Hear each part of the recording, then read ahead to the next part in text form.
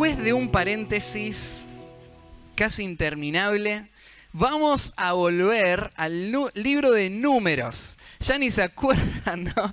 Pero hubo una época donde estábamos estudiando números. Era el fin del año pasado. Veníamos avanzando capítulo por capítulo hasta que de repente se paró todo. Empezaron todas las actividades de la iglesia, las locuras del verano. Y estuvimos disfrutando de muchos temas que fueron de mucha bendición. Y bueno, ahora vamos a volver a donde habíamos dejado. Y sé que necesito poder retomar todo un poquito porque ya ni tenemos idea de dónde estamos parados en Números 26. Pero les voy a recordar que estamos estudiando la historia de la nación de Israel, la forma en la que Dios les sacó de la esclavitud y les llevó a su tierra, la tierra que Él les había prometido. Los libros que estamos leyendo fueron escritos por Moisés, el hombre que Dios usó para sacar a Israel de Egipto. Y Moisés, cuando él escribió el libro que estamos leyendo, todas las cosas ya habían pasado hacía tiempo, pero él se sentó a escribirlas porque le quedan pocos días de vida. Moisés es un hombre anciano y él sabe que él no va a entrar a la tierra prometida. Él sabe que va a tener que dejar a un sucesor que va a tomar el liderazgo del pueblo y que él va a guiar toda la conquista. Y Moisés quiere dejar un último legado. Él fue un líder fiel durante todos estos años. Él guió a este pueblo y él representó a Dios. Y ahora ya no va a estar más. Pero él quiere que al pueblo le quede en sus manos un testimonio, un registro de cómo fue que Dios les salvó. Él quiere que ellos nunca se olviden de su identidad. ¿Quién es Dios? ¿Quiénes son ellos? ¿Para qué están en esta tierra? ¿Cuáles son los propósitos futuros que Dios tiene para ellos? Y Moisés quiere que ellos sean fieles. Moisés quiere que ellos aprendan de los buenos ejemplos y de los malos ejemplos que tenía su historia. Y un ejemplo triste es la historia que él va a contar en Números. Porque Israel fue sacada de Egipto. Fue un milagro. Ellos no podrían haberlo hecho en sus fuerzas. Imposible. Pero Dios hizo 10 milagros, 10 señales, 10 plagas, que al final terminaron arrancando a Israel de las garras de Faraón y de Egipto, y ahora les lleva a Dios por un desierto hacia la tierra prometida. Dios mostró que Él era un Dios bueno, un Dios fiel. Él les sacó de allá. Y en el desierto Él siempre les cuidó. Nunca les faltó el agua, nunca les faltó la comida. Él les llevó hasta un lugar donde estaba el monte Sinaí y ahí Dios se les apareció. Dios les habló cara a cara. Dios les dio su ley. Dios les dijo que ellos eran un especial tesoro. Dios les dijo que Él les iba a llevar hasta la tierra, que iban a entrar a la tierra y que ellos iban a conquistar a sus enemigos y iban a disfrutar todo lo que Dios les había dado. Y el pueblo de Israel no tenía ninguna razón para dudar de Dios, porque Dios ya les había mostrado que Él era poderoso, que Él era bueno, que Él era fiel. Así que Israel, después de estar ahí en el monte Sinaí un año, al final salen en su marcha hacia la tierra prometida. Bueno, un paréntesis. Ustedes saben que la historia de Israel es nuestra historia. Es más, antes de que existiera el tiempo, Dios planeó todas estas cosas. Dios planeó que exista la nación de Israel. Dios planeó que Israel esté 400 años en Egipto y Él planeó sacar a Israel y llevarlos por el desierto y meterlos en la tierra prometida. ¿Y saben para qué Dios planeó todo eso? Dios lo planeó porque Él sabía que un día vos ibas a estar sentado en este lugar. Y Él quería que la historia de Israel te sirva a vos para saber cómo vivir tu vida cristiana. Que vos entiendas cómo es la vida de fe. Y Dios hizo que pase todo eso solo para enseñarte a vos. Eso es lo que Pablo dijo en 1 Corintios capítulo 10. Entonces no es solo la historia de Israel, es la historia que nos enseña cómo un Dios soberano y un Dios amoroso y un Dios poderoso salva a un pueblo y cómo ese pueblo tiene que confiar en Dios, tiene que seguir a Dios, tiene que obedecer a Dios, y entonces va a recibir de Dios todas sus bendiciones. Esa es nuestra historia, ¿no? Es la historia que escuchamos una y otra vez. Recién Carlos contó la historia de su salvación, cómo Dios le arrancó a él de las garras del pecado. Y cómo Dios le está sacando de esa, le sacó de esa esclavitud y ahora le está llevando a cosas que vienen todavía, a promesas que Dios nos hizo y cosas que van a durar por toda la eternidad. Esa es la historia de salvación. Pero nosotros tenemos en el pueblo de Israel un espejo para mirarnos. Hay cosas que vos no te das cuenta a menos que las veas en otro. Y acá Dios nos dio la historia de un pueblo para que vos te veas reflejado ahí. Y vos te des cuenta que vos sos igual que ese pueblo. Que aunque el pueblo vio a este Dios y este Dios mostró su amor, su fidelidad y su poder, nuestro corazón está inclinado todo el tiempo a la incredulidad. No hay razón para dudar de Dios, ¿no? No tenemos razones para temer, porque Dios es fiel, pero no es verdad que nuestro corazón teme. No es verdad que nuestro corazón lucha, que nuestro corazón tiende a no obedecer a Dios, sino a hacer su propio camino.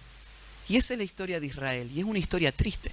Porque después de haber visto todo eso, Israel viajó por el desierto y llegó a la puerta de la tierra prometida. Ellos tenían que entrar y todo iba a ser suyo. Dios les iba a dar todo lo que les prometió. Pero ¿se acuerdan lo que pasó?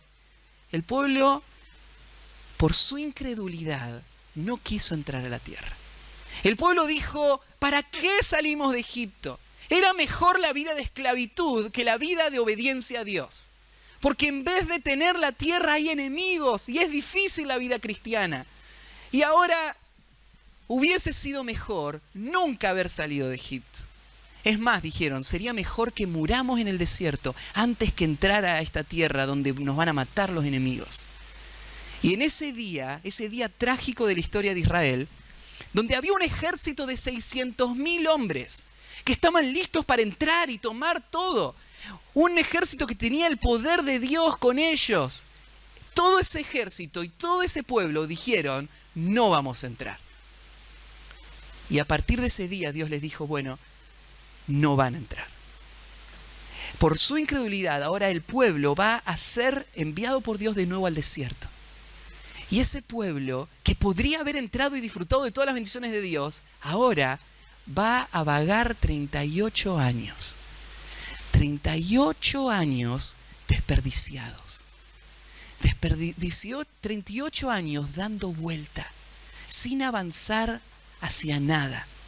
Solamente sufriendo las consecuencias de la incredulidad y la desobediencia.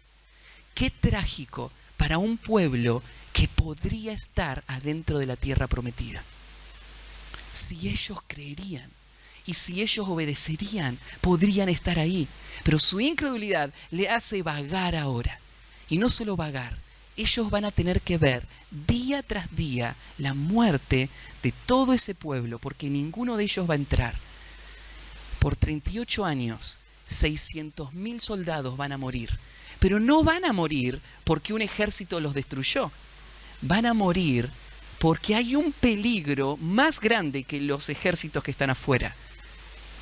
El enemigo más grande está adentro, está en el corazón.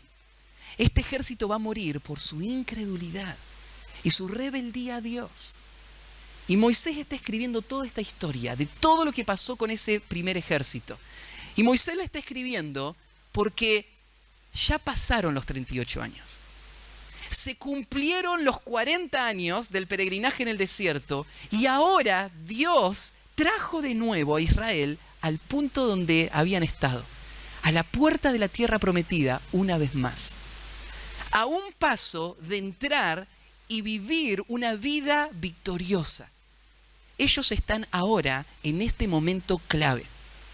La decisión que ellos tomen ahora va a ser clave. Y Moisés va a escribir todo lo que vamos a leer ahora y todo lo que venimos leyendo para que esta gente tome la decisión correcta. Que ellos le crean a Dios. Que ellos no le crean a sus temores, que ellos no le crean a sus pensamientos y a sus mentiras, que ellos le crean a las palabras de Dios. Y que al creerle, ellos le obedezcan a Dios, cueste lo que cueste. Si Dios dice caminen hacia ese ejército, ellos deben hacerlo y Dios les va a mostrar victoria. Ellos tienen que decidir vivir esa vida. Y Dios nos dice eso a nosotros también. Acá hay personas que están en diferentes etapas de su vida espiritual. Hay personas que ya vienen caminando la vida de fe y que se ponen muchas veces difíciles las situaciones y hoy necesitan otra vez recordar que no hay marcha atrás, que las promesas de Dios son ciertas, que su fidelidad tiene que hacer que sigamos fieles a Él hasta el final y que así podamos tener todo lo que Él nos prometió. Pero hay personas también acá que eso no ha sido la norma, que tal vez vienen después de mucho tiempo de vivir una vida vagando en un desierto, viviendo una vida desperdiciada por su incredulidad y por su desobediencia a Dios. Ellos no están viviendo victoriosos, ellos no están peleando contra los enemigos. Y hoy el Señor nos dice por este texto, hoy hay una nueva oportunidad. Hoy estás parado de nuevo al borde de la tierra prometida. Hoy es tiempo de mirar un mal ejemplo y decir, eso no quiero que jamás pase conmigo. Quiero ahora mirar hacia adelante y caminar y vivir la vida de fe. Y esa tal vez es la decisión que hoy tenés que tomar. Y tal vez hay personas que ni siquiera empezaron este camino. Tal vez hay personas que todavía están esclavos del pecado, que no tienen a Cristo, que nunca han sido liberados. Y hoy, escuchando esto, pueden pensar, esa es la vida que yo quiero vivir. Quiero ser libre de mis deseos, libre del pecado que me lleva a mi destrucción. Quiero seguir a Cristo. Quiero que Él me lleve a tener todas estas promesas también. Y el capítulo 26, entonces, comienza la última sección del libro de Números. El libro de Números se divide en 3 secciones. Esta última sección nos va a mostrar la última etapa donde la nueva generación, toda la generación anterior ya murió. Ahora hay una nueva generación. Ellos ahora tienen de nuevo la oportunidad de entrar a la tierra prometida. Y hay una buena noticia. Ustedes ya saben cómo termina la historia. Ellos van a entrar. El libro de Números nos va a contar cómo va a ser ese último proceso, esos últimos meses antes de la entrada y la conquista. Y esta última sección empieza con un censo. ¿Se acuerdan cómo empezó todo el libro de Números? Empezó con un censo también. Todo el pueblo va a ser contado para la batalla. Todo ese pueblo pereció, murió por su incredulidad. Ahora va a entrar el pueblo a la tierra prometida y empieza todo de nuevo con un nuevo censo. Este es un nuevo grupo, es el pueblo de Israel. Pero de este grupo son muy poquitos los que están desde el principio. Y ahora ellos tienen que avanzar por la fe. Bueno, vamos a leer. Es un capítulo bien largo. Vamos a tener paciencia y se los voy a leer todo. Y lo que vamos a hacer, no vamos a parar en todos los datos de este capítulo. Solo quiero mostrarte lo que Moisés registra acá. Él quiere que esto quede guardado para el resto de la historia, no solamente para que Israel recuerde que hubo un censo, sino para que entienda el propósito que tuvo ese censo. Y va a hacer varios comentarios Moisés a través de este capítulo. Bueno, el tema que vamos a estudiar hoy son lecciones a las puertas de la tierra prometida. Hay 4 lecciones que Moisés va a recordarle a Israel en este momento. Y dice así, versículo 1. Aconteció, después de la mortandad, que Jehová habló a Moisés y a Eleazar, hijo del sacerdote Aarón, diciendo: Toma el censo de toda la congregación de los hijos de Israel, de 20 años arriba, por las casas de sus padres, todos los que pueden salir a la guerra en Israel. Y Moisés y el sacerdote Eleazar hablaron con ellos en los campos de Moab, junto al Jordán, frente a Jericó, diciendo: Contaréis el pueblo de 20 años arriba, como mandó Jehová a Moisés y a los hijos de Israel que habían salido de la tierra de Egipto. Rubén, primogénito de Israel, los hijos de Rubén, de Enoc, la familia de los enoquitas, De Falú, la familia de los falutitas. De Hezrón, la familia de los hezronitas. De Camri, la familia de los carminitas. Estas son las familias de los rubenitas y fueron contados de ellos 43.770. Los hijos de Falú, Eliab, y los hijos de Eliab, Nemuel, Datán y Abiram. Estos Datán y Abiram fueron los del consejo de la congregación que se rebelaron contra Moisés y Aarón con el grupo de Coré cuando se rebelaron contra Jehová. Y la tierra abrió su boca y los tragó a ellos y a Coré cuando aquel grupo murió. Cuando consumió el fuego a 250 varones para servir de escarmiento. Mas los hijos de Coré no murieron. Los hijos de Simeón por sus familias, de Nemuel, la familia de los nemuelitas, de Jamín, la familia de los jaminitas, de Jaquín, la familia de los jaquinitas, de Sera, la familia de los seraitas, de Saúl, la familia de los saulitas. Estas son las familias de los simeonitas, 22.200. Los hijos de Gad por sus familias, de Sefón, la familia de los sefonitas, de Agi, la familia de los agitas, de Suni, la familia de los sunitas, de Osni, la familia de los osnitas, de Esri, la familia de los esritas, de Arod, la familia de los aoritas, de Aralí, la familia de los aralitas. Estas son las familias de Gad, y fueron contados de ellas 40.500. Los hijos de Judá, y Onán. Y y Onán murieron en la tierra de Canaán. Y fueron los hijos de Judá por sus familias, de Sela, la familia de los selaitas, de Fares, la familia de los faresitas, de Sera, la familia de los seraitas. Y fueron los hijos de Fare, de Esrón, la familia de los esronitas, de Jamul, la familia de los jamulitas. Estas son las familias de Judá, y fueron contados de ellas 76.500.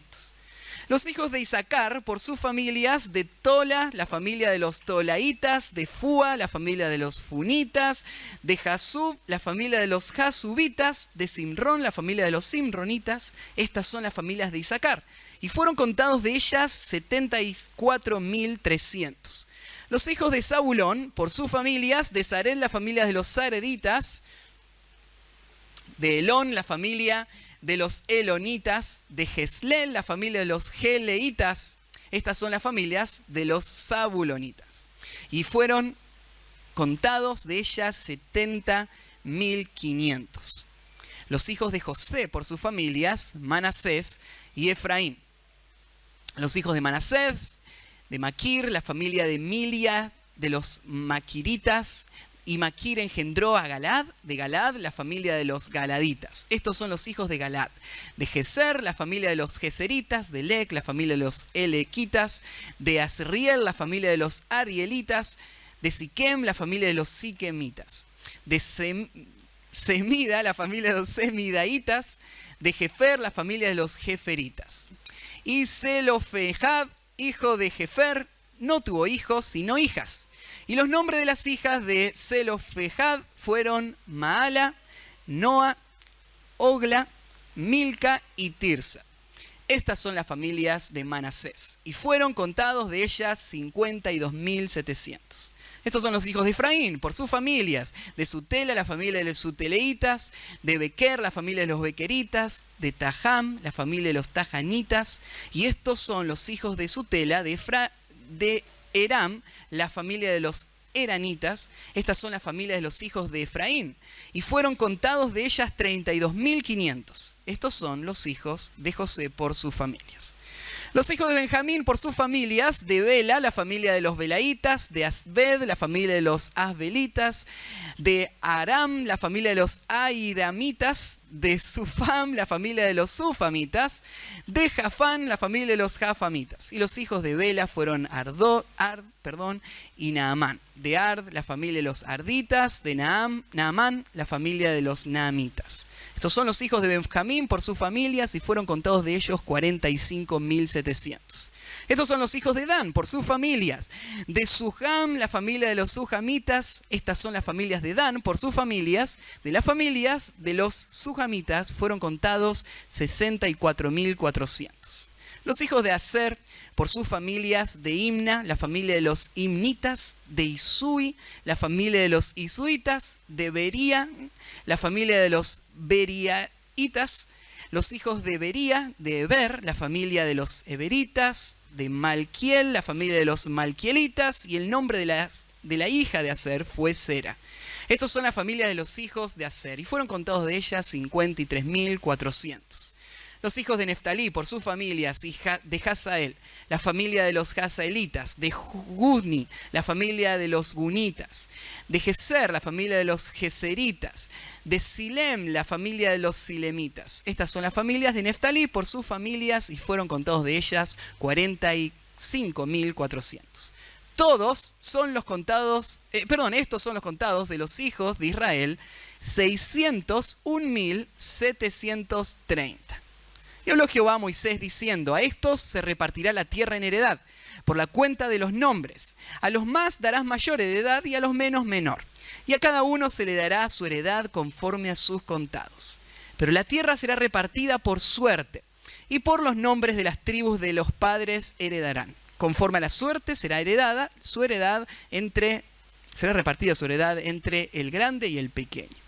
Los contados de los levitas por su familia son estos: de Gersón, la familia de los gersonitas; de Coat, la familia de los coatitas; de Merari, la familia de los meraritas. Estas son las familias de los levitas: la familia de los libnitas, la familia de los hebronitas, la familia de los mailitas, la familia de los musitas, la familia de los coreitas, y Coat engendró a Amram.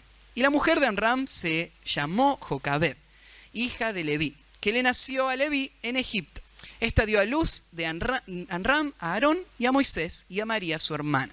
Y a Aarón le nacieron Nadab, Abiú, Eleazar e Itamar. Pero Nadab y Abiú murieron cuando ofrecieron fuego extraño delante de Jehová. De los levitas fueron contados 23.000, todos varones de un mes arriba, porque no fueron contados entre los hijos de Israel, por cuanto no les había de ser dada heredad entre los hijos de Israel.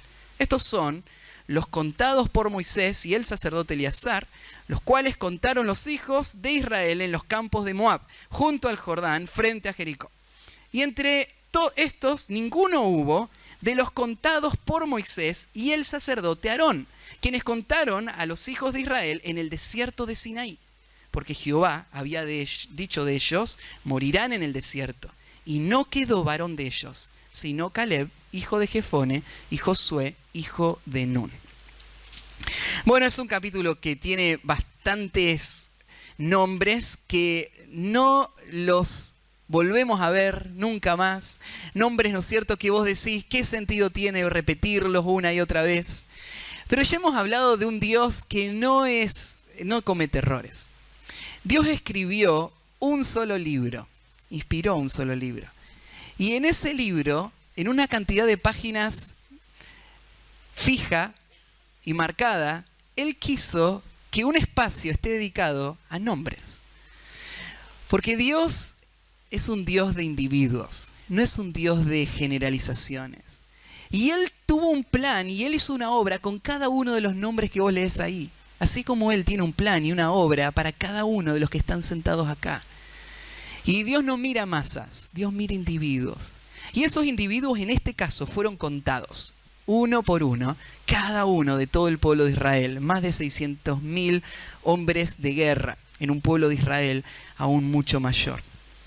Bueno, vamos a ver las lecciones. Las lecciones quiero que las veas en los comentarios que Moisés hace a través de toda esta lista de nombres.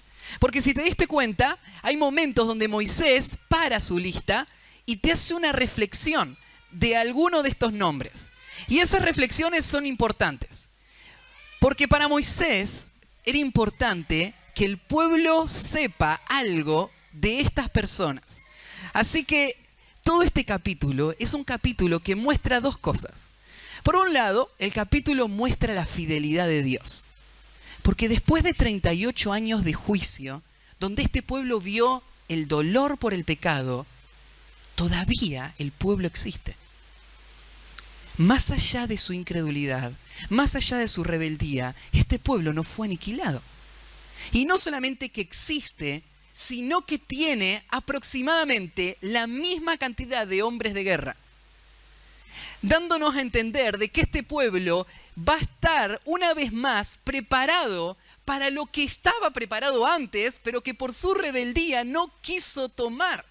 Y ahora, después de 38 años, ellos siguen teniendo una tierra prometida por delante. Me encanta esto de Dios. Dios no descarta a las personas. Este pueblo que sufrió ese juicio tremendo de Dios, todavía va a recibir las bendiciones que Dios le había prometido. Porque no dependen de ellos, dependen de Dios. Y Dios es un Dios fiel. Y este pueblo, una vez más, va a estar acá frente a la tierra prometida. Este pasaje me habla de la fidelidad de Dios. Pasaron 38 años. Cada tribu está presente. Cada familia está presente. El pueblo sigue estando, el ejército sigue estando. Estamos listos para entrar de nuevo. Pero este pasaje también va a mostrar una advertencia. Si se dieron cuenta, cada uno de los comentarios que hizo Moisés, de las personas que él va a hablar, todos son comentarios de advertencia. Porque todos hablan de personas que murieron y no entraron a la tierra. Y todas esas advertencias están ahí para que el pueblo sepa, Dios es fiel. Yo si estoy acá es porque Dios no se olvidó de mí. Y Dios tiene propósitos para mí. Pero eso tiene que llamarme a yo responder a Dios con diligencia, con fe y con obediencia. Eso es lo que Dios demanda de mí. Porque si no lo hago, yo también voy a seguir sufriendo las consecuencias de mi pecado. Y entonces el pasaje este es una mezcla entre estas dos verdades. La fidelidad de Dios y la responsabilidad del hombre y las advertencias que Dios les va a dar. Entonces hay 4 lecciones. La primera lección arranca en los primeros versículos y dice así: para emprender la conquista de la tierra, antes de entrar, para emprender la conquista de la tierra, debes tener una mentalidad de batalla. Dios va a instruir de nuevo al pueblo de Israel en este hecho. Ustedes tienen que pensar como soldados. Tienen que tener una mentalidad de batalla. Arranca el versículo 1 diciendo: aconteció después de la mortandad. ¿Qué mortandad fue esta? Acá pasaron muchos meses para nosotros, pero para Israel no. Recién venimos del capítulo 25. Y el capítulo 25, ¿se acuerdan que Dios había protegido a Israel de un hechicero que se llamaba Balaam? Balaam había intentado maldecir al pueblo de Dios, pero Dios no lo permitió, Dios lo defendió. Pero después de defenderlo, ¿se acuerdan que Balaam le dio un consejo a Balac? ¿Vos querés destruir al pueblo? Nunca vas a lograr destruirlo porque Dios lo va a defender. Pero hace esto. Dios es un Dios fiel. Y Dios dijo que si el pueblo se rebela, Él los va a destruir. Así que no hace falta destruir al pueblo. Lo único que necesitas es hacer tropezar al pueblo. Lo único que necesitas es hacer que el pueblo peque contra Dios. Porque si pecan, Dios los destruye y ganamos. Ese fue el plan de Balaam. Y el plan funcionó. Porque lo que hizo Balaam y Balac fue traer mujeres hermosas de los pueblos cananeos que estaban prohibidas para ellas. Fue traer mujeres que iban a seducir a estos hombres y estos hombres cayeron en la trampa. Y esas trampas hicieron que Dios traiga el juicio. Y ese juicio hizo que murieran miles de personas. Creo que eran 24.000, si no me equivoco, que murieron en un momento como el juicio de Dios. Y eso es lo que acaba de pasar un instante antes. Esa es la historia triste para algunos creyentes. Si ellos están en Cristo, son de Cristo. Y Dios nadie lo puede arrebatar de la mano del Padre, ¿no? Ellos están seguros. Pero el diablo tiene una estrategia para destruirte.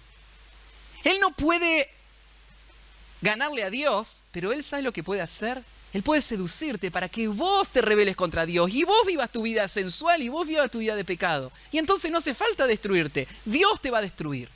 Dios va a castigarte por eso. Y eso trajo mucho dolor al pueblo. Entonces, después de la mortandad, después del dolor, después de las consecuencias del pecado, ahora hay un nuevo día, hay una nueva mañana. El pueblo ya aprendió la lección. El pueblo ya entiende de que en ese camino no hay nada bueno. Que el peligro más grande para ellos no son los enemigos. El peligro más grande para ellos es Dios. Porque si ellos se rebelan contra Dios, Dios lo va a destruir. Así que el pueblo aprendió esa lección y después de la mortandad, Dios ahora va a decirle al pueblo, a Moisés, que hagan este censo. Ellos tenían que volver a contar. ¿Por qué contar? ¿Se acuerdan que el censo es muy específico? Tienen que contar de 20 años arriba. ¿Por qué tienen que contar de esa edad para arriba? ¿Por qué no cuentan a todos? Solo varones y solo varones mayores de 20. Lo que están contando es el ejército. Cuando llegaban a la tienda y le preguntaban, ¿cuántos jóvenes hay mayores de 20? ¿Por qué? Bueno, lo estamos enlistando. Porque tienen que estar preparados. Porque vamos a un territorio enemigo. Esto es lo que el pueblo tiene que entender. En la mortandad, ¿se acuerdan lo que había pasado? El pueblo no tenía mentalidad de batalla. Un pueblo ingenuo que no se estaba dando cuenta de que Balac estaba manipulándolos. Estaba usando sus deseos para destruirlos. Ellos pensaban que Balac era amigo. Y dijeron, ay, estas mujeres, qué buenas amigas que son, nos están invitando a ir a sus casas a comer. Vamos a comer con ellas, vamos a pasarlo bien. Vamos con ellos a sus fiestas, a sus actividades. Somos amigos. ¿Pero eran amigos? Eran el enemigo. Ellos astutamente estaban planeando destruirlos. Y estos ingenuos están entregándose como un bocado de pan. Se están entregando para que se los coman, para que los maten, para que los destruyan. Ahora, ya pasó la mortandad. Y ahora Dios le está diciendo, recuerden que estamos en guerra.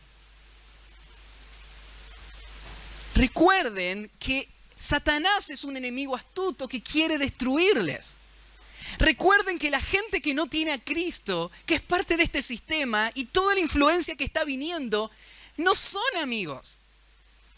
No es algo con lo cual jugar. Es la estrategia de un enemigo que te quiere destruir. Y recordá que tenés otro enemigo más, adentro tuyo, la incredulidad misma, que te hace temer y no te hace ser fiel al Señor. Estamos en guerra. Entonces Moisés, antes de entrar a la tierra prometida, quiere afirmar esto en la mente de la gente. Una mentalidad de batalla. ¿Cuánto necesitamos nosotros pensar así? ¿Cuánto necesitamos nosotros cada vez que salimos de nuestra casa saber que somos peregrinos en esta tierra? Este no es nuestro hogar. Esta no es nuestra gente. Este no es nuestro mundo. Estas no son las cosas que nosotros amamos, ni son las cosas para las que vivimos. Nosotros tenemos que ser luz acá donde estamos. No nos tenemos que ir a un monasterio y escondernos de este mundo. Tenemos que vivir en este mundo. Pero estamos en territorio enemigo. Salimos a una batalla. Salimos preparados sabiendo que el diablo va a usar todo a nuestro alrededor para hacernos caer. Él va a poner la tentación al frente nuestro una y otra vez. Él va a obrar en nuestras vidas para llevarnos a lo que nos destruya. Tenés que saber de que cuando vos prendés ese televisor es un sistema de lavado cerebral que te quiere meter en un molde. El molde de este mundo. La forma de pensar de este mundo. La forma de actuar de este mundo. Y vos lo que tenés que hacer es no conformarte a este mundo, sino transformarte. Vos vas en contra de este sistema. Vos no te vestís igual, vos no hablás igual, vos no hacés lo mismo que ellos, vos no vas en la misma dirección que ellos, porque estamos frente a enemigos. En realidad, no es que ellos están pensando destruirte, como probablemente esas mujeres que vinieron no lo estaban pensando, pero el que le están mandando a ellas, sí lo está pensando.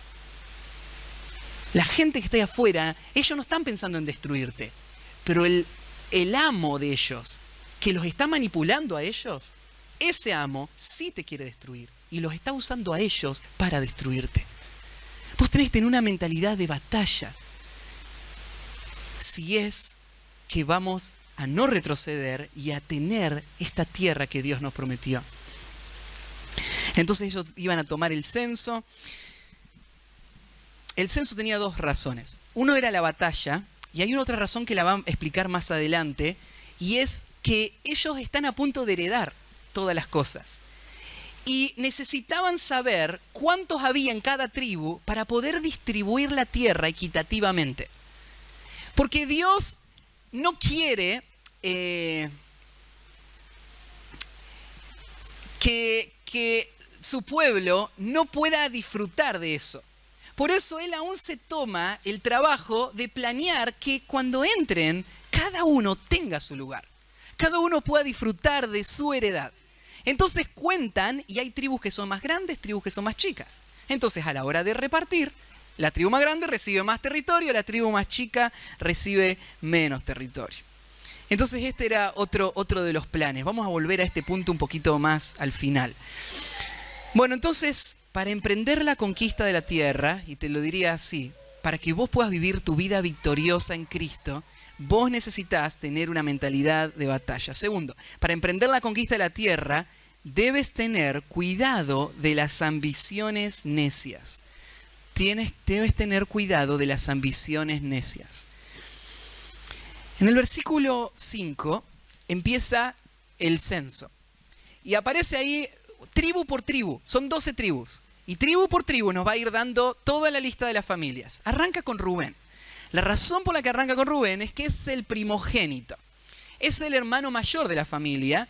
Y como en toda cultura patriarcal, siempre el primogénito es el líder del clan. Cuando el padre muere, el primogénito toma su lugar. Es el que recibe la herencia y es el que tiene el lugar de mayor autoridad dentro del clan, el primogénito. Pero en Israel, ustedes saben que no es Rubén la tribu que va a liderar a la nación. La tribu de donde va a venir la línea de reyes, la tribu de donde va a venir el Mesías, no es la tribu de Rubén, sino que es la tribu de Judá. ¿Por qué no fue Rubén? Si Rubén fue el primero en nacer. Rubén perdió ese privilegio. Lo perdió en un acto de inmoralidad, una locura que él cometió. El papá, Jacob, no fue un buen padre. Hizo cosas buenas, pero tristemente él tomó malas decisiones que trajo mucho dolor a su familia. Una de esas malas decisiones es que tuvo varias esposas. Dos esposas que él eligió. ¿Se acuerdan que lo engañaron? Tomó una y después tomó otra. Estas dos esposas crearon una división en la familia. Más adelante, él tomó, después que murió su esposa, tomó concubinas, con las que él siguió teniendo esas relaciones. Y en un punto en la historia, este hijo mayor de Jacob durmió con una de las esposas o las concubinas de Jacob. Ese hecho fue tan despreciable para Jacob que nunca más lo pudo olvidar. Y al final de la vida de Jacob, cuando Jacob hizo, al final juntó a todos sus hijos y le dio a cada hijo su bendición, él no le dio a Rubén la primogenitura. Y eso fue por causa de ese pecado de Rubén. Entonces este hombre, que por nacimiento tendría derecho al liderazgo, no puede tener acceso al liderazgo por castigo, por pecado, por inmoralidad. Pero de sus hijos, fíjense que va a hacer un comentario Moisés. Mirá el versículo 9. Y los hijos de Eliab, Nemuel, Datán y Abiram. Estos Datán y Abiram fueron los del consejo de la congregación que se rebelaron contra Moisés y Aarón con el grupo de Coré cuando se rebelaron contra Jehová. Y esta historia la vimos, está en el capítulo 16, en Números 16. Esta es la rebelión de Coré. ¿Se acuerdan lo que pasó ahí? Moisés era el líder de la nación, indiscutido. Dios lo había elegido. Pero estos dos hombres, siguiendo a Coré, pensaron, ¿por qué Moisés tiene que ser el líder? Nosotros tenemos derecho a ser líderes también. Ellos eran de la tribu de Rubén. Y ellos pensaron, nosotros tenemos derecho a ser líder. Así que empezaron a crear una sedición que unió a todo el pueblo. Todos estaban ahí prendidos. ¿Y qué querían? Matarlo a Moisés y tomar el control. Y Moisés, Dios defiende a Moisés. Y al final trae un castigo sobre ellos. Terminan muriendo ellos cuando la tierra los traga. ¿Se acuerdan esa historia? Y los supuestos sacerdotes que se habían autonombrado, que habían ido al tabernáculo y estaban ahí ofreciendo incienso, fueron quemados. Cayó fuego del cielo y los quemó. ¿Por qué los quemó? Los quemó porque ellos estaban siguiendo las ambiciones de su propio corazón.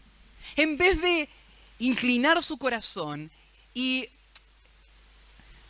humillarse frente a Dios, para que Dios sea el que gobierne sobre ellos, ellos creían tener el derecho de ellos imponerse a ellos mismos como los líderes.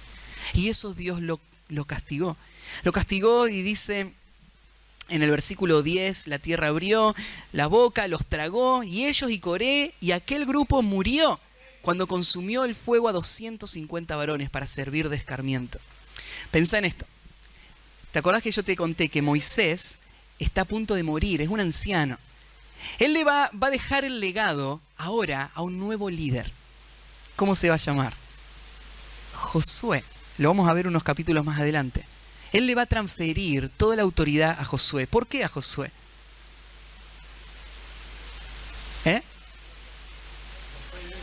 Caleb también entró a la tierra y él también. Josué, pero Caleb tampoco. Los dos vivieron la misma situación. Josué siempre estuvo más cerca de Moisés, es verdad. Pero hay algo más. Dios lo eligió a Josué para reemplazar a Moisés. Lo podés leer en los primeros versículos de Josué y en Deuteronomio, que Dios le dice a Moisés que vaya, tome a Josué, que le transfiera toda la autoridad y que entonces Moisés iba a morir. La elección de Josué fue de Dios.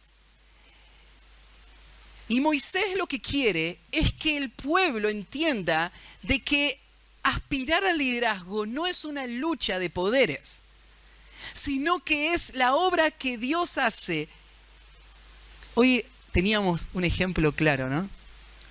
Donde decíamos, no es una persona escalando para llegar a gobernar la iglesia, sino que es la iglesia reconociendo a quienes el Espíritu de Dios coloca en esa función. Y una vez que una iglesia reconoce y dice, a esta persona el Espíritu le colocó, lo próximo que hace es sujetarse a esa persona. ¿Por qué se sujeta a esa persona? ¿Porque me cae bien? ¿Se sujeta a esa persona porque llegó antes que yo a la iglesia? Se sujeta a esa persona porque Dios le colocó ahí.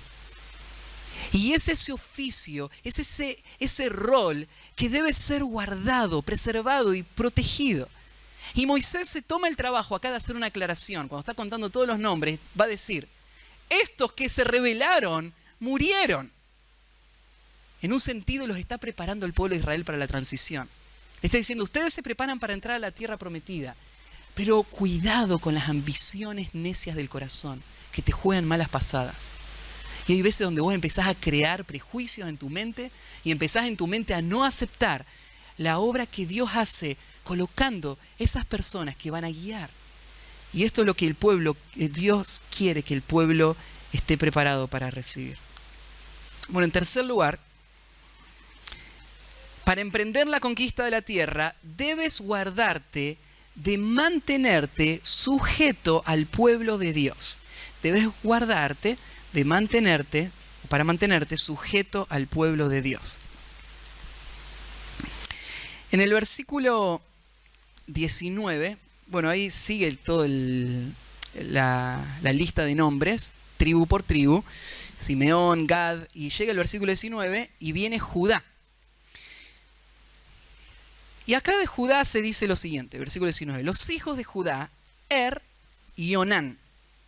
Y y Onán murieron en la tierra de Canaán. ¿Cómo murieron en la tierra de Canaán si todavía no entramos a Canaán? Bueno, es que esto pasó hace mucho. Está hablando de los hijos de Judá. ¿Te acordás que Dios lo llevó a Abraham de Ur, lo hizo ir y vivir en la tierra de Canaán? Ahí es donde nació Isaac, ahí es donde nació Jacob, y ahí es donde nacieron los hijos. Bueno, algunos nacieron en Harán y otros ahí en Canaán. Pero ahí es donde vivió Jacob y su familia por muchos años, hasta el día que se mudaron a Egipto. Se mudaron a Egipto porque José estaba en Egipto y José los trajo para cuidarlos. pero por muchos años vivieron ahí en Canaán. Y en Canaán tuvieron sus hijos. Entonces, en Canaán nacieron los hijos de Judá. Por eso es que habla de ellos en Canaán.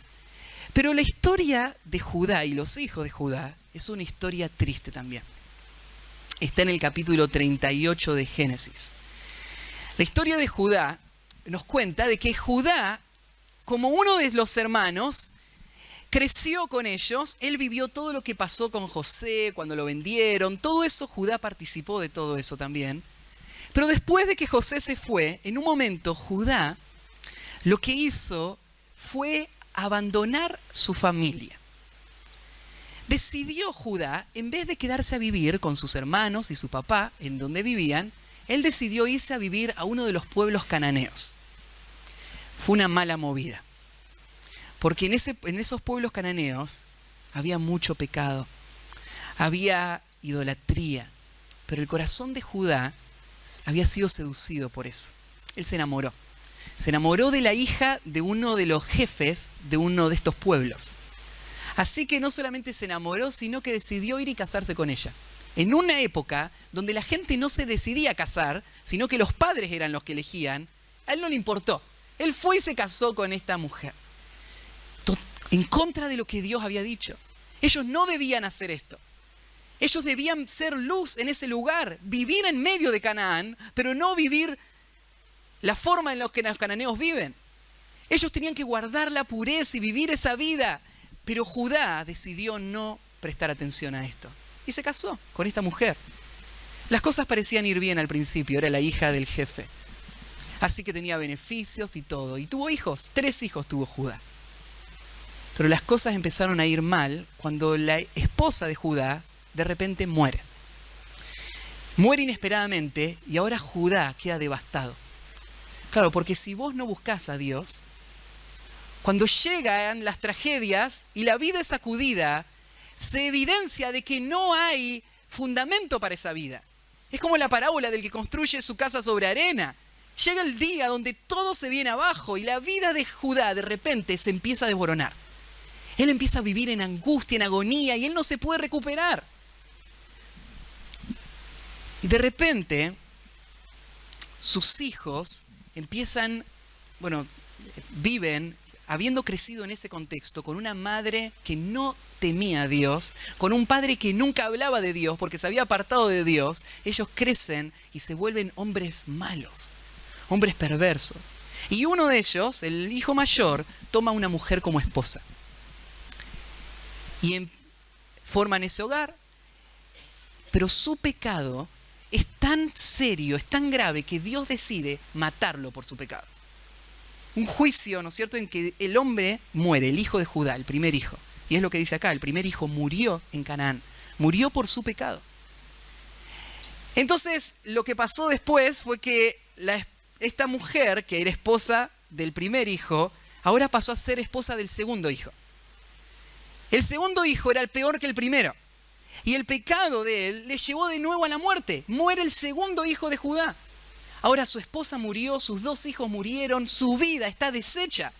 Porque la rebeldía de él le llevó en este camino donde todo se está viniendo abajo. Y él, en vez de reflexionar, ¿se acuerdan? En vez de pensar, es mi culpa, él empieza a culpar a todos a su alrededor. Y él, ¿saben lo que piensa? Es culpa de esa mujer que se casó con mi primer hijo. Porque ella se casa y muere mi hijo. Se casa con el otro y muere mi otro hijo. O sea, en ningún momento se le ocurre, Dios está castigando a mis hijos por su maldad. Él piensa, hay algo mal con esta mujer. Así que agarra y esta mujer él no la quiere ver más. Y hay toda una trama en esa historia de película.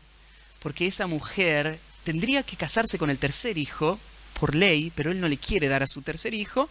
Entonces, después de algunos años que él no le da a su hijo, esta mujer decide vestirse de prostituta, cubrirse su cara y ofrecerse en la vía pública. Y cuando pasa Judá, en un momento, ve a esta mujer y la contrata. Evidentemente esto era común. Fíjate, Judá, el hijo de Jacob, que es de la familia elegida por el que iba a venir el Salvador del mundo. Él está viviendo lejos de Dios, teniendo una vida de inmoralidad con prostitutas, con una familia totalmente destruida por su rebelión a Dios. 2 de sus hijos murieron, le queda uno solo y ahora él está durmiendo con su nuera. Su nuera queda embarazada. Su nuera ahora se descubre que está embarazada y todos la quieren matar. Porque ¿de quién está embarazada? Ella no está casada, así que hay que matarla. Y le preguntan a Judá y Judá dice, sí, mátenla porque ella fue infiel. Mátenla. Él no sabía que él había dormido con ella.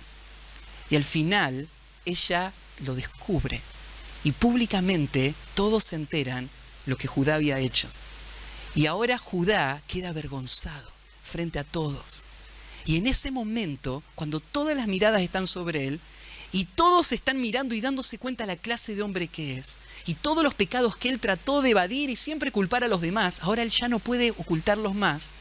Al final, Judá se arrepiente. Y Judá confiesa. Y dice, es todo mi culpa. Yo me alejé. Yo seguí este camino de pecado. Y ese arrepentimiento hace que Dios restaure a Judá. Y en el vientre de la nuera de Judá hay mellizos. Y de uno de esos 2 mellizos va a venir la línea del Salvador. Saben que Cristo vino de la tribu de Judá. ¿Y de quién vino? De una relación inmoral. Porque Dios, por ese arrepentimiento, va a restaurar a Judá nuevamente. Pero acá Moisés recuerda al pueblo de Israel y le dice, estos 2 hombres, no les sus nombres, y Onán, estos 2 hombres murieron en Canaán, recordándoles al pueblo de Israel que ellos ahora van a Canaán. Y en Canaán tienen que guardar este principio, porque cuando uno de ellos decidió seguir su vida, no unido más al pueblo de Dios, siguiendo su propio corazón, su vida se desboronó. Aún estando en Canaán, su vida se desboronó. El hecho de que vos estás en la iglesia no te protege si vos empezás a seguir un camino que no se sujeta al Señor y que no rinde cuenta de tu vida espiritual y que empieza a seguir su propio deseo y empieza a tomar malas decisiones que te van a llevar no solamente a destruir tu vida, a destruir a tu familia, te va a llevar a matar a tus propios hijos, te va a llevar a un camino donde todo se va a venir abajo. Y esa es la advertencia. Van a entrar a la tierra de Canaán. Manténganse sujetos al pueblo de Dios.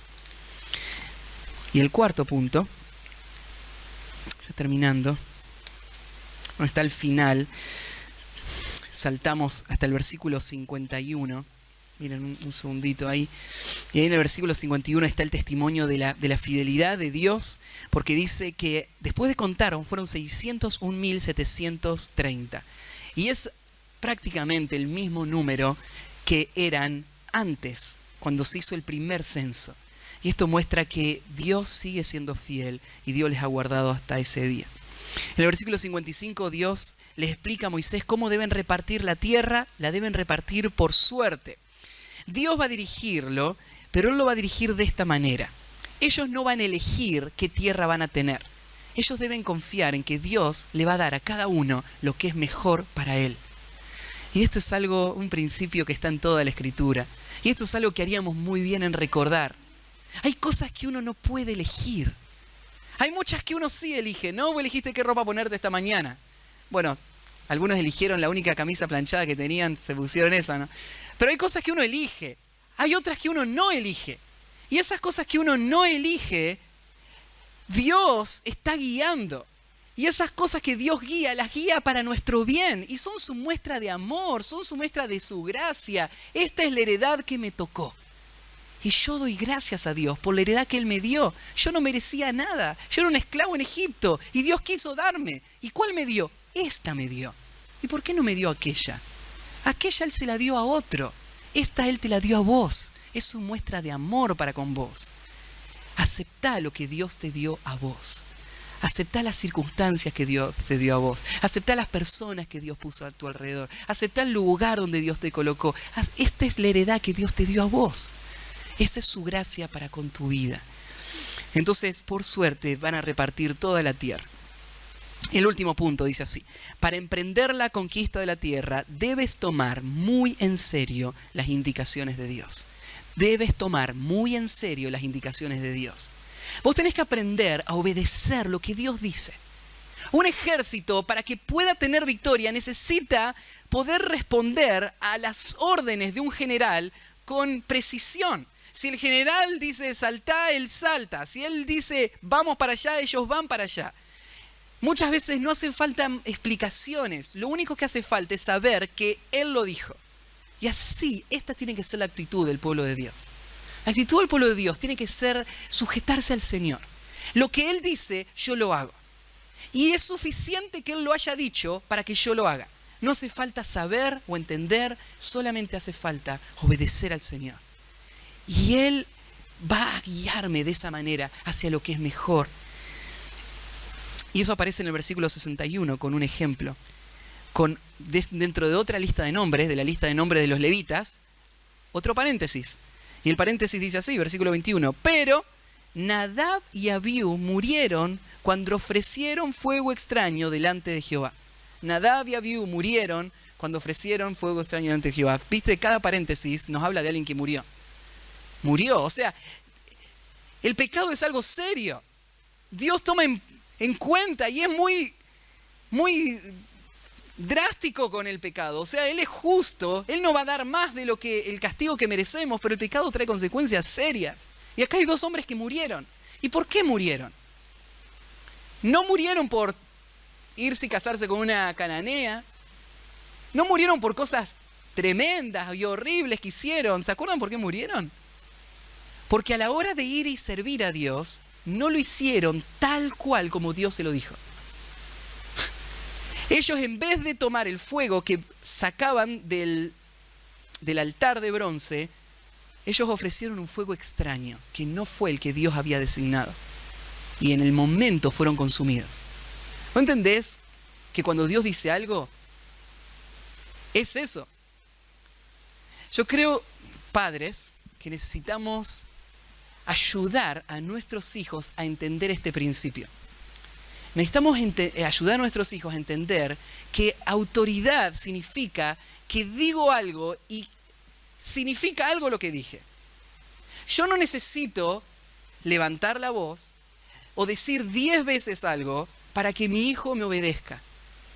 Decirlo es suficiente para que mi hijo sepa que eso es definitivo. No hay argumentos, no hay cuestionamientos, hay obediencia inmediata. Eso es lo que Dios espera de nosotros. Y la mejor forma de preparar a nuestros hijos para lo que va a ser su vida cristiana el día de mañana es enseñarle cómo funciona la obediencia en el hogar. Es así. Y así es con Dios. Muchos de nosotros no pensamos así con Dios. Dios nos habla y hacemos igual que muchos niños. Sí, ya voy. Seguimos haciendo lo que queremos. Le decimos sí, pero no hacemos lo que Él nos dice. O como otros niños, ¿no? Que nos dice algo y nosotros lo desafiamos abiertamente. Lo miramos, nos reímos y lo tocamos, ¿no? O nos hacemos los distraídos, como que no escuchamos nada. Y lo hacemos, ¿no? O tiramos el juguete a esa mesita donde no se puede estar. Y bueno, yo voy a buscar mi juguete. Y doy excusas, ¿no es cierto?, de algo que sé que no está bien y no lo debo hacer. Y eso es algo que debe terminar. El pueblo de Dios tiene que aprender a obedecer a Dios. Cuando Dios dice no, es no. Cuando Dios dice sí, es sí. Hacé esto, no hagas esto. Y el pueblo de Dios tiene que saberlo y lo sabe por medio de advertencias. Hay gente que murió por esto.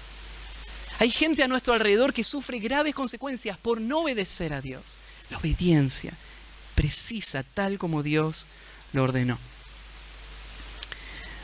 Bueno, y el versículo 65 termina, quiero cerrar ya con esto, el versículo termina mostrando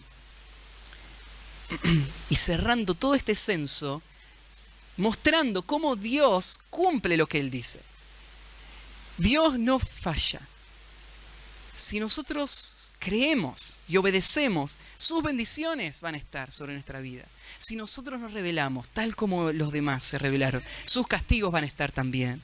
Porque dice así, porque Jehová, versículo 64, perdón. Y entre estos, entre todos los que contaron, fueron casa por casa, contando uno por uno. Y entre todos los que contaron, dice, de los contados por Moisés y el sacerdote Aarón, paren un poquito. En este censo, no fue Aarón que le ayudó a Moisés. ¿Quién fue? Eleazar, dice en el primer. ¿Por qué Eleazar le ayudó y no Aarón? Porque Aarón ya había muerto. Había muerto porque fue parte de todo el grupo que murió hasta ese momento. Entonces acá está hablando del primer censo. Está diciendo de todos los que fueron censados con nombre en el primer censo, 38 años después, ¿cuántos sobrevivieron? Ninguno. Se le podría haber escapado a Dios alguno, por lo menos, ¿no? Mira, este sobrevivió. Pero ¿no es algo asombroso que en 38 años ni una sola de esas personas sobrevivió? Porque hay un Dios soberano que cumple sus promesas. Y Él dijo, ninguno de ellos va a entrar a la tierra prometida. Tal vez hasta el día antes se terminó de cumplir esto. Porque se acuerdan, en esa mortandad de 24.000, me imagino que tal vez alguno de esos pocos que quedaban habrían muerto. Y ahora no queda nadie, ni uno solo. Porque Jehová había dicho de ellos. ¿Por qué no quedó ninguno? ¿Por qué contaron y no encontraron ni uno de los que nombraron la vez pasada? Fue porque Jehová había dicho, morirán en el desierto. Y no quedó varón de ellos, sino Caleb, hijo de Jefone, y Josué, hijo de Nun. Solo 2. Tenemos que entender esto y explico un detalle. Dice, no quedó varón de ellos. El punto era el ejército va a morir. Eso, entonces, excluye a las mujeres en un sentido. Y hay otro punto también, es que este pasaje no incluye a los levitas, porque habla de un censo específico que se hizo, de un grupo específico, del ejército que se había rebelado en el momento de la conquista la primera vez. Por eso hay muchos comentaristas que suponen que había levitas que sí estaban vivos, que habían sido mayores de edad en aquel momento y que siguen vivos hoy. Un ejemplo que suelen citar es a Eleazar. Eleazar estaba en el primer censo, ¿no? Si lo vemos ahí, él estaba y ahora está en el segundo censo, pero no se lo menciona como uno de los que sobrevivieron, porque se está hablando específicamente acá del ejército y de las 11 tribus, sin contar la tribu de Leví. Entonces sería la única señal. Pero quiero cerrar con esto. Lecciones antes de la conquista. Dios quiere que vivamos una vida victoriosa. Y Dios nos convoca a una batalla y nos promete la victoria. Nosotros debemos creer y obedecer. Y Dios nos da advertencias para ayudarnos a no claudicar, a no dar marcha atrás, a no negar su verdad. Y Él va a cumplir sus promesas. Todo lo que Dios dijo se cumplió. Nunca Él falló y Él no va a fallar hoy. Vos podés confiar en todo lo que Él dice y no vas a ser defraudado. Vamos a terminar orando. Padre, gracias por esta mañana, gracias por tu palabra que tú usas para alentar nuestro corazón cansado muchas veces, y nuestro corazón temeroso, y nuestro corazón que tiende a deambular. Y tú la usas para enfocarnos en tu verdad y creer tus promesas y avanzar por la fe. Ayúdanos a vivir esta vida a la cual nos has llamado y muestra tu poder en nuestra debilidad. Y te encomiendo la vida de mis hermanos, cada uno en la situación en la que está viviendo hoy. Usa esta palabra para traer fruto en su vida. En el nombre de Jesús, amén.